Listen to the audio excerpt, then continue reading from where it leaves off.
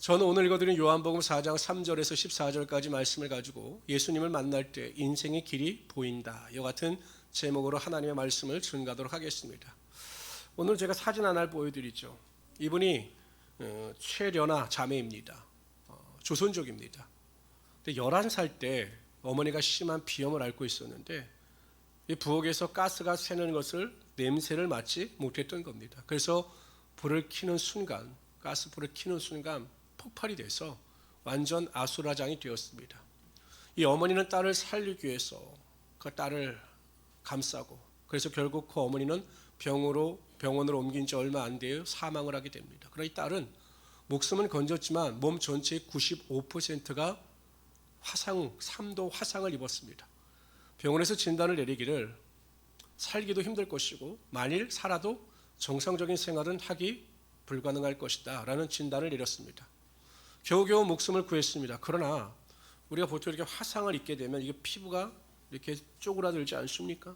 뼈는 자라는데 피부는 계속 쪼그라드는 겁니다. 그러니까 설 수가 없는 거죠. 앉아 있을 수도 없었습니다. 그래서 계속 누워만 있어야 했습니다. 그런데 이 안타까운 소식을 듣고 한인교회 장로님 한 분이 찾아가서 이 자매에게 복음을 전가하면서 하나님은 자매를 사랑하셔서 나를 이곳으로 보내셨습니다 라고 알려주었습니다. 그러나 자매는 오히려 그것을 거부합니다. 왜 하나님이 나를 사랑하시면 이렇게 하셨을까? 나는 그러한 하나님을 믿고 싶지 않습니다 라고 거부했습니다. 그러나 이 딱한 사연을 듣고 많은 후원의 손길들이 밀려들기 시작합니다.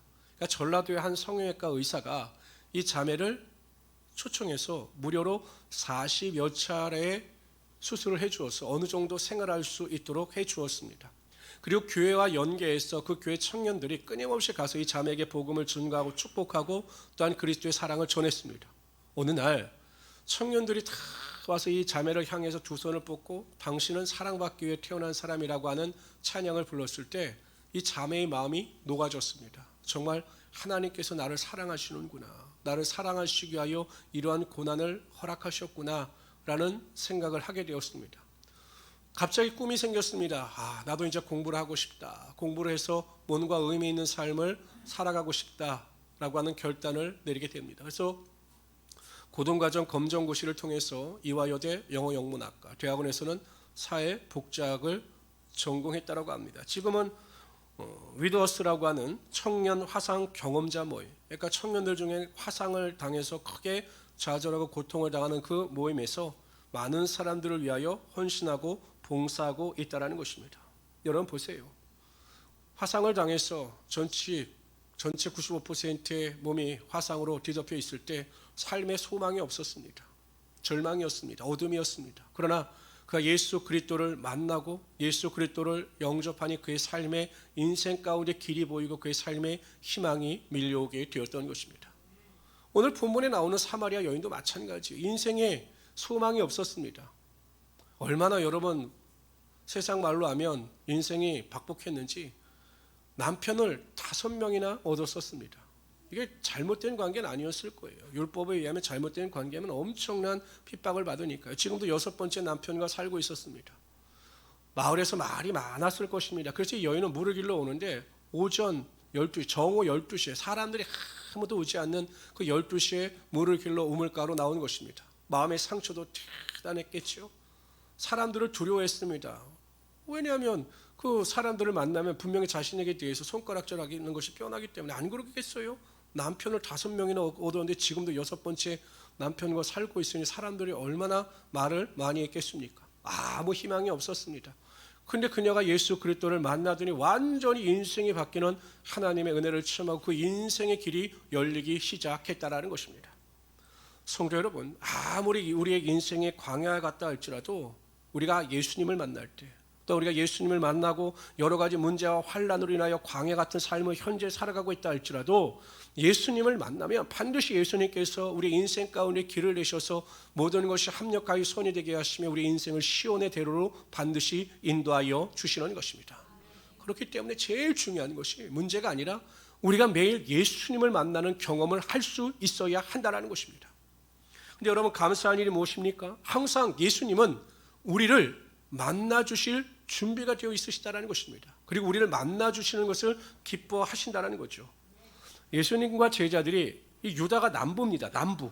유다 지방, 예루살렘이 속해 있는 남부 유다 지방에서 사역을 감당하시다가 북부인 갈릴리 지방으로 가셔야 했어요. 그러면 반드시 사마리아 지역을 통과해야 했습니다. 그러다 수가라고 하는 한 도시에 들어가게 됩니다. 제자들은 정오인지라 음식을 사러 가고 예수님께서는 야곱의 우물가에 앉아 계셨습니다. 그러다가 그 한 여인, 오늘 본문의 주인공인 한 그 여인이 예수님께 나오게 됩니다.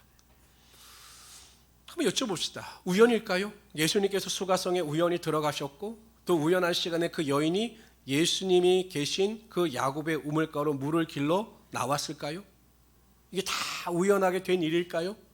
세상 사람들은 우연하게 된 일이라고 생각을 할 겁니다. 그러나 아닙니다.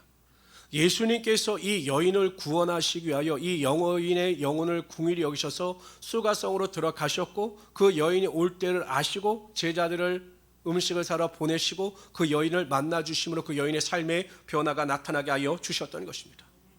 세상 사람들의 기준으로 볼 때는 이 여인은 보잘것없는 여인이에요. 어찌 보면 참 가련한 인생입니다. 그러나 하나님이 보시기에는 이 여인의 영혼이 천하보다 더 귀하였기 때문에 예수님께서 그 여인을 만나 주시고 그 여인을 구원하여 주시기 위하여 그 우물 곁으로 그 수가성으로 들어가신 것입니다. 이 시대도 마찬가지입니다. 하나님께서 우리를 만나 주셔서 우리를 구원하여 주시고 하나님의 자녀 삼아 주시며 천국 백성 삼아 주셨습니다. 그러나 이것으로 끝난 것이 아니에요. 하나님께서 우리를 구원하여 주시고 우리를 하나님의 자녀 삼아 주신 다음에 너희들이 알아서 살아라 이렇게 방임하시는 하나님이 아니시다라는 것입니다. 하나님은 지금도 우리를 여전히 사랑하심으로 항상 우리를 만나 주시기를 원하시는 하나님이 되신다라는 것이에요. 제가 어저께 토요일날 아침에 새벽에 일찍 일어났어요. 어떻게 우연히 그냥 일찍 일어나서 가만히 있다가 제 침대 곁에 사진이 하나 있더라고요. 그 사진이 무엇이냐면 그 제 아들하고 딸이 3살 때, 4살 때, 1살 때 찍은 사진이에요. 이렇게 둘이 껴안고. 그 사진을 보는데 제가 너무 행복한 거예요. 이렇게 보니까 너무 행복한 거죠. 우리 권사님들이 이해하실 겁니다. 손자들 사진을 보기만 하면 그냥 얼굴이 완전히 화사하게 변하는 것처럼 그냥 보면 기쁜 거죠. 이 자녀들이 나에게 무엇을 해주지 않아도 그냥 보기만 하면 기쁜 겁니다. 보기만 하면 행복한 것입니다. 이것이 부모의 마음이고 할아버지 할머니의 마음이거든요. 근데 하나님의 마음도 이러하시다라는 거예요. 성경에 보면 이렇게 말씀하십니다. 다 같이 스바냐 3장 17절을 읽어봅시다. 너희 하나님 여호와가 너희 가운데 계시니 그는 구원을 베푸실 전능자시라. 그가 너로 인하여 기쁨을 이기지 못하며 너를 잠잠히 사랑하시며 너로 인하여 즐거이 부르며 기뻐하시리라 하리라. 하나님이 우리를 사랑하시는데 얼마나 우리를 사랑하시느냐. 우리를 너무나 사랑하셔서 보실 때마다 기쁨을 이기지 못할 정도로 기뻐하신다라는 것입니다. 너무 정말로 우리를 기뻐하신다라는 것이죠. 우리를 기뻐하시기 때문에 하나님은 항상 우리를 만나 주시기를 원하시고 항상 우리에게 좋은 것 주시기를 원하시는 사랑의 하나님이 되시는 것입니다. 근데 문제가 무엇입니까? 문제가 우리에게 있다라는 것이에요. 자녀들을 이렇게 양육하다 보면 이제 자녀들이 자아가 생성되죠.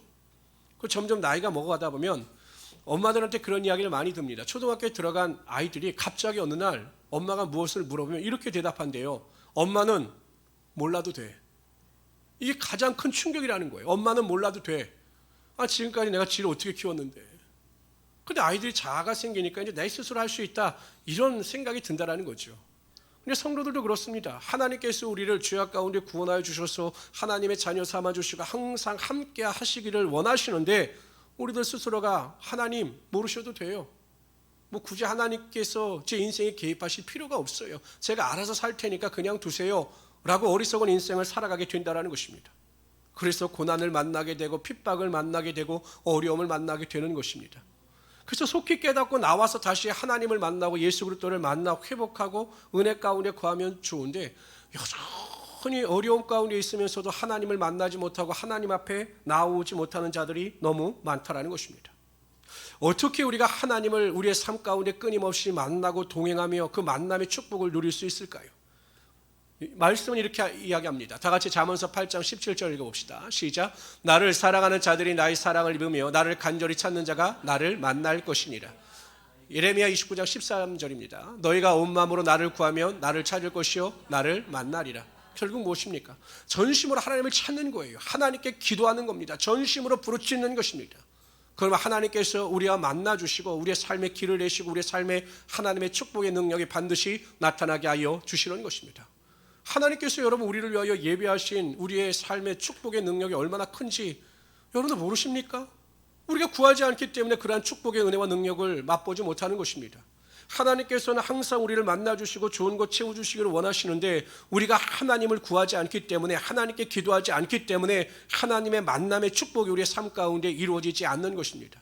그러나 결단하고 나와 간절히 부르짖으면 하나님께서 우리의 삶의 길을 내시고 문제가 변화의 복이 되는 하나님의 역사가 반드시 여러분 삶 가운데 나타나게 하여 주실 것입니다. 그래서 간절한 마음을 가지고 기도하고 하나님만을 의지하며 살아갈 수 있는 귀한 성도들이 되시기를 주님의 이름으로 축원합니다. 그렇다면 우리가 예수 그리스도를 매일 우리의 삶 가운데 만날 때 우리의 삶에 어떠한 능력이 나타날까요? 오늘 본문에 보면 첫 번째로 우리가 예수 그리스도를 만날 때 우리의 삶의 목마름의 갈증이 해결되는 것입니다. 여러분 이 여인을 보세요. 아니 난 아무리 이해를 하려고 해도 어떻게 여러분 5번을 결혼하고 6번째 또 남편을 맞아서 살까요? 뭐 사고로 죽었든지 어떠한 연유로 되었든지 이렇게 남편이 죽게 되면 한 번쯤은 더 생각해 볼 것 같아요. 제가 그런 얘기를 언뜻 들었습니다. 목사님들한테. 어느 목사님이 계신데 사모님이 암으로 돌아가시고 또 재혼을 하셨는데 두 번째 사모님도 암으로 돌아가셨다는 거예요. 그러니까 이제 결혼을 하기가 두려우시다는 거예요.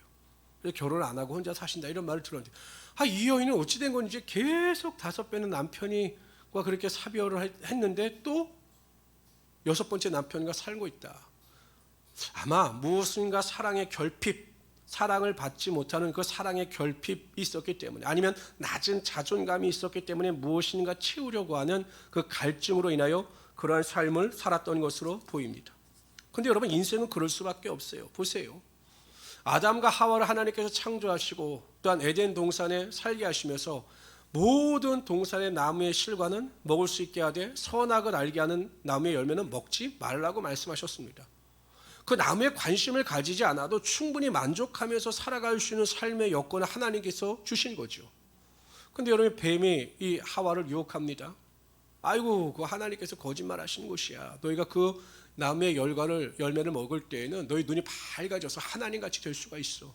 아니 지금까지 아무 부족함이 없이 만족하며 살았어요. 그런데 뱀의 유혹을 받자 그 마음속에 탐심이 들어가게 되고 탐심을 가지고 그 나무의 열매를 보니 보암직도 하고 먹음직도 하고 지혜롭게도 한지라.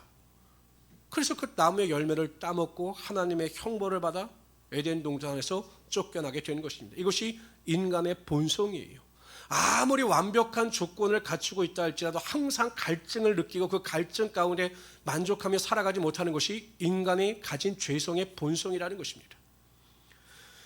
요즘에는 SNS 활동이 너무나 활발합니다. 저는 이거를 긍정적으로 보기도 하지만 전 부정적으로 봐요. 저는 SNS 활동을 잘 하지 않지만 요즘에는 뭐 그렇게 코로나 사태로 인하여 해외여행이 일반화되지 않았습니다. 그런데 예전에 보면 그냥 계속 해외여행을 갔다 와서 해외여행을 자기 SNS에 올리고 뭐 좋았다, 맛있었다 뭐 이걸 올리는 거예요. 그러면 그것을 보고 그래 이 사람 참 좋은 데 갔다 왔구나 이렇게 생각하면 되는데 그것을 누리지 못하는 사람들은 내가 그곳에 가지 못하고 해외여행을 자지 못하는 것 때문에 마치 내 인생이 불행한 것처럼 탄식하고 원망하고 불평하다라는 것입니다. 충분히 내가 행복하게 살아가고 있는데 다른 사람과 비교할 때 나는 이게 뭐지? 라고 해서 만족하지 못하고 불평하고 원망한다라는 것입니다. 예전에 대기업에 다니는 40대 부장과 이야기를 나눈 적이 있어요. 아니 이 사람도 수입도 괜찮고 집도 있고 아내도 맞벌이해서 수입도 넉넉합니다. 그런데 이 사람은 지금 충분히 자신의 행복을 누릴 수 있는 환경과 조건임에도 불구하고 아니 50대가 되면 명예퇴직을 해야 되는데 그걸 걱정하고 염려하고 있는 것입니다. 지금 충분히 행복하고 만족하고 자족하며 살아갈 수 있는데 50대를 생각하면서 미래를 생각하면서 불안과 두려움에 사로잡혀 살아가고 있다는 것입니다. 이것이 인생이 가지는 인생의 한계예요. 아무리 많이 가진 자라 할지라도 그러한 두려움과 불안 가운데 현재에 만족하지 못하며 갈증을 느끼며 살아갈 수밖에 없다는 것입니다. 사도 바울 같은 경우를 보세요. 다 잃었습니다. 권력도 명예도 가문도 물질로 다 잃었어요. 그 당시에 가말리엘 밑에서 공부를 한 사람들이라면 사회 요직에 다 들어가서 성공한 인생들이 되었을 겁니다. 사도 바울이 전도를 다닐 때마다 만나는 친구들 가운데는 사회적으로 성공한 사람들이 많았을 것이에요. 만약에 사도 바울이 인생의 갈증을 가지고 자신의 인생과 다른 사람의 인생을 비교했다면 그는 탄식하고 절망하면서 하나님께 감사하지 못하는 삶을 살아갔을 것입니다. 그런데 여러분, 그는 그렇게 살지 않았어요. 비교하지 않았습니다. 왜 그렇게 인생 가운데 감사와 기쁨이 흘러넘쳤는가? 그 안에 예수 그리스도가 있었기 때문이에요. 내 안에 그리스도가 있기 때문에, 예수 그리스도와 항상 만남을 가지고 있기 때문에 세상적인 관심과 욕심을 가지고 세상적인 것에 대하여 갈증을 느낀 것이 아니라 영적인 만족함을 가지고 은혜와 기쁨 가운데 살아갈 수 있게 되었던 것입니다. 그래서 예수님께서 생수를 마셔야 한다고 말씀하시는 거예요. 여러분, 아무리 목이 마르다고 해서, 여러분 달다고 해서 탄산음료를 아무리 많이 마셔보십시오. 갈증 해소되는 것이 아닙니다. 생수를 마셔야 인생의 갈증이 해결될 수가 있는 것입니다.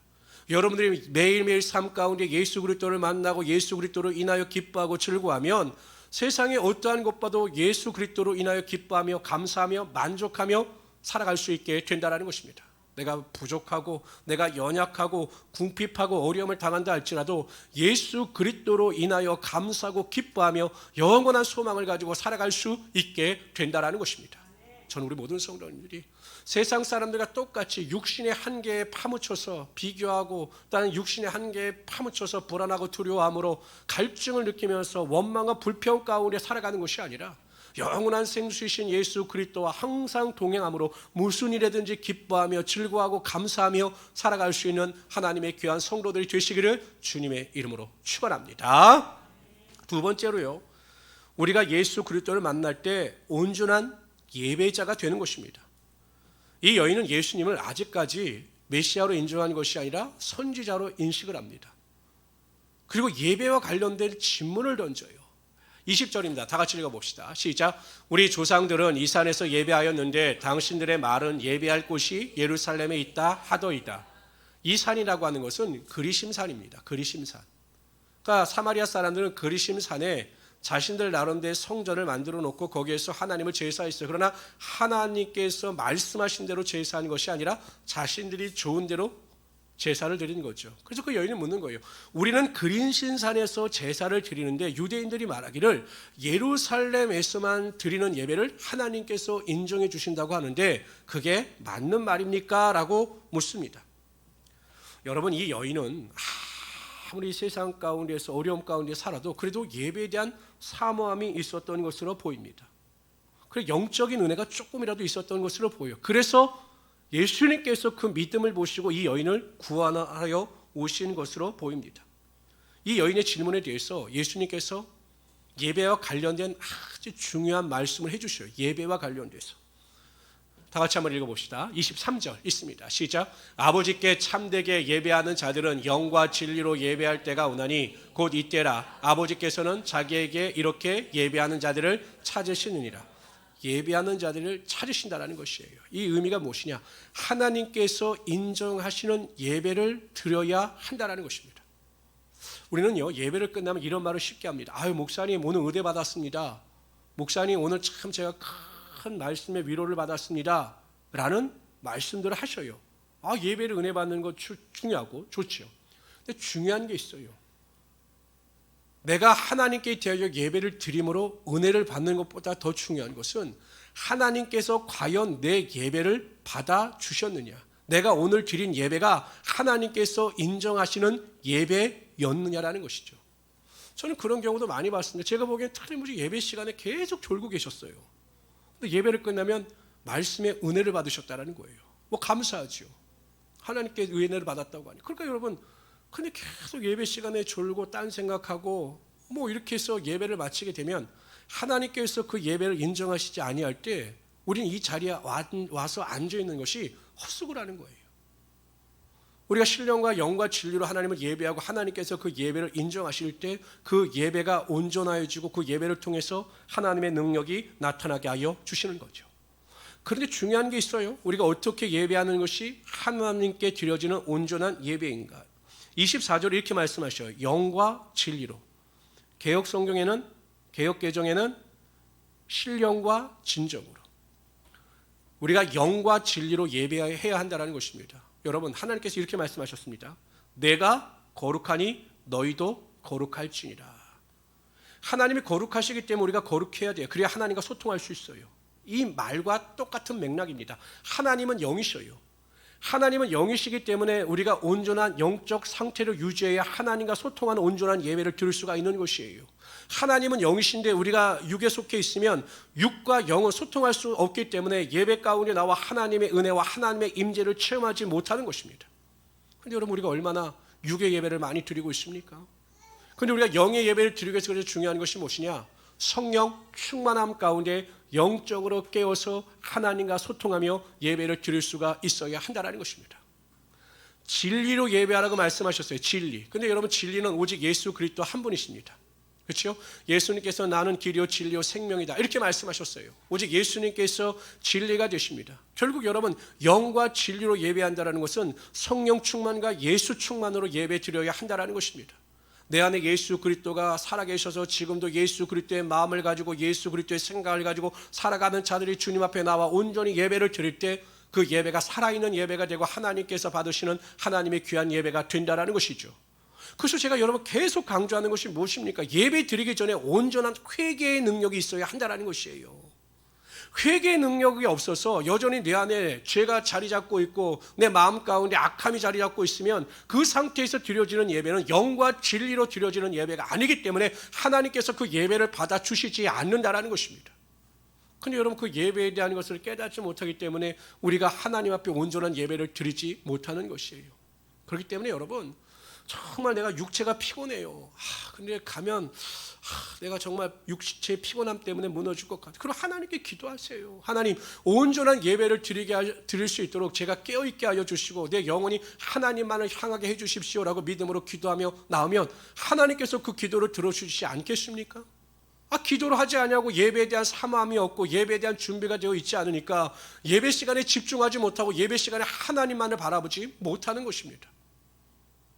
저는 참 안타까운 사실이 입시 설명회를 한다고 대학교 체육관을 빌려서 하면 수만 명의 학부모들이 그 입시 설명회에 모여요. 그 가운데 조는 사람 한 사람도 없대요. 막 눈들이 번쩍번쩍하고 하나라도 더 좋은 정보를 얻기 위해서 정신을 차리고 집중하여 쓰고 듣는다라는 것입니다. 근데 영이신 하나님, 우리의 예배를 받아주신 하나님 앞에 나와서 딴 생각하고 딴 말하고 또 졸고 잔다면 그게 하나님을 멸시하는 행위가 아니겠습니까? 근데 예수가 우리 안에 계시면, 예수를 우리가 만나주시면 그 예수 충만으로 인하여 우리가 영과 진리의 예배를 온전히 드릴 수 있게 되는 것입니다.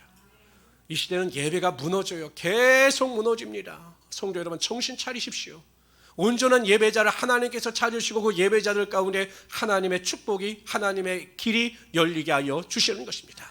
이러한 믿음 가운데 승리하며 살아가시는 귀한 성도들이 되시기를 주님의 이름으로 축원합니다. 세 번째로, 우리가 예수 그리스도를 만날 때 목적에 맞는 삶을 살아가게 되어 있습니다. 마침내 그 여인의 닫혔던 영안이 열렸습니다. 그러자 그 여인은 즉각적으로 행동합니다. 이분이 메시아다라는 것을 알았어요. 내가 메시아를 만났다라는 것을 알았습니다. 그러나 즉각적으로 행동합니다. 요한복음 4장 28절 29절에 보면 이렇게 기록되어져 있습니다. 여자가 물동이를 버려두고 동네로 들어가서 사람들에게 이르되 내가 모든 일을 내게 말한 사람을 와서 보라. 이는 그리스도가 아니냐 하니. 39절에 보면 여자의 말이 내가 행한 모든 것을 그가 내게 말하였다 증언하므로 그 동네 중에 많은 사마리아인이 예수를 믿는지라. 여러분, 물동이를 버려뒀어요. 물을 길러 왔다가 물동이를 버려두고 돌아갔습니다. 예수 그리스도를 만나고 난 뒤에 복음을 증거하기 위하여 마을로 들어간 것입니다. 여전히 여인이 완전히 바뀐 것입니다. 물동이를 버려두고 갔다는 것은 내가 이제 더 이상 먹을 것, 입을 것, 마실 것, 육신의 정욕과 만족을 위하여 쫓아 살지 않겠다라고 결론한 것이에요. 결론을 내린 것이에요. 여러분, 이 물이라고 하는 것은 생존에 얼마나 중요한 것입니다. 그러나 그것보다 더 중요한 것은 그리스도의 복음을 증거하는 것이다 라고 결단하여 사람들에게 나가 복음을 증거하는 일에 최선을 다했다라는 것입니다. 여러분, 그게 쉬운 일이 아니었어요. 왜냐하면 이 여인에 대한 평판이 마을에서 좋을 리가 없었기 때문입니다. 그래서 이 여인도 사람들을 피했거든요. 그래서 아까 말씀드렸듯이 12시에 물을 길러 온 겁니다. 근데 여러분, 복음을 받아들이고 예수 그리스도를 영접하고 나니 의식과 마음이 새롭게 변화되는 것입니다. 낮은 자존감이 새롭게 높아지는 것이죠. 사람을 두려워하지 않게 되는 것입니다. 그리스도의 복음을 증거하는 일에 전혀 부끄러워하지 아니하고 그 복음을 증거하기 위하여 최선을 다하여 증거할 때 많은 사람들이 복음을 듣고 예수님께로 나오는 하나님의 역사가 나타나게 되었던 것입니다. 이 여인은 지금까지 나의 만족과 쾌락과 즐거움을 살았지만 예수 그리스도를 만난 순간 삶의 목적이 바뀐 것이에요. 그래서 그 목적에 부합되는 삶을 살아갔던 것입니다. 각 단체마다 상별 규정이라고 하는 것이 있어요. 상을 받을 만한 자격이 되면 그 사람에게 상을 줍니다. 하나님도 마찬가지입니다. 하나님의 뜻대로 산 자에게는 상을 주시고 하나님의 뜻대로 살지 못한 자들에게는 벌을 내리셔요. 그런데 여러분, 하나님께서 우리에게 상 주시기를 가장 기뻐하시는 일이 무엇입니까? 한 영혼을 주님께로 인도하여 그 영혼이 하나님께 바로 설 수 있도록 인도한 자들에게 하나님의 큰 상이 임하게 하여 주시는 것입니다.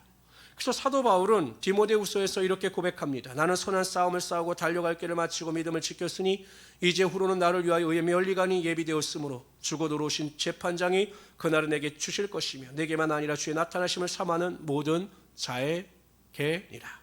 성도 여러분, 과연 여러분들은 하나님께서 세우신 삶의 목적에 부합되는 삶을 살아가고 있습니까?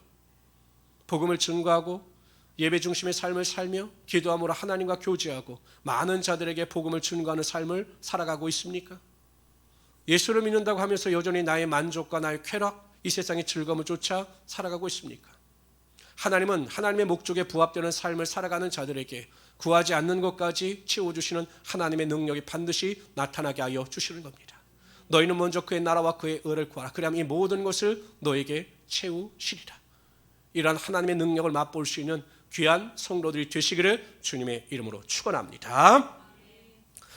아무리 헝클어진 실타래도 그 끝을 잘 찾아서 풀어나가면 그 실타래를 금세 풀 수가 있어요. 그러니까 그 실타래 끝을 얼마나 잘 찾느냐가 중요한 것입니다. 우리가 인생을 살다 보면 실타래와 같이 우리 인생이 엉클어질 때가 있어요. 그래서 어떻게 어디로 나아가야 될지 방황할 때가 있습니다. 그때 예수님을 만나면 예수님께서 실타래와 같은 우리 인생을 다 해결하여 주시는 것입니다. 근데 왜 그 주신 예수 그리스도의 사랑과 은혜를 맛보지 못하느냐라는 것입니다. 기억하십시오. 하나님은 항상 우리를 만나 주시기를 원하십니다. 그러므로 하나님 앞에 나와 간절히 기도하고 부르짖음으로 매일매일 삶 가운데 하나님을 만나고 그 은혜 가운데 승리하며 살아갈 수 있는 귀한 성도들이 되시기를 주님으로 축원합니다. 그럴 때 우리에게요, 만족함이 나타납니다. 감사가 나타납니다. 인생의 갈증이 다 사라집니다. 내 인생의 모든 것이 사라진다 할지라도 예수 그리스도 한 분만이 나의 삶에 있는 것으로 만족하며 감사하며 살아갈 수 있게 되는 것입니다. 두 번째, 온전한 예배자가 됩니다. 우리가 하나님 앞에 온전한 예배를 드리기 위해서는 예수 그리스도를 우리의 삶에 끊임없이 만나야 합니다. 내 안에 예수 그리스도를 모시면서 살아가야 합니다. 그럴 때 그 은혜를 힘입어 우리가 온전한 예배자, 하나님이 인정하시는 예배자가 될 수가 있는 것입니다. 우리가 예수 그리스도를 만날 때 하나님께서 기뻐하시는 우리의 삶의 목적을 쫓아 살아갈 수 있게 되는 것입니다. 그러므로 우리의 광야 같은 인생길 가운데 항상 시온의 대로로 인도하시는 하나님의 은혜, 축복, 사랑을 매일매일 누리며 살아갈 수 있는 귀한 성도들이 되시기를 주님의 이름으로 축원합니다. 기도합시다. 좋으신 하나님, 정말로 감사합니다.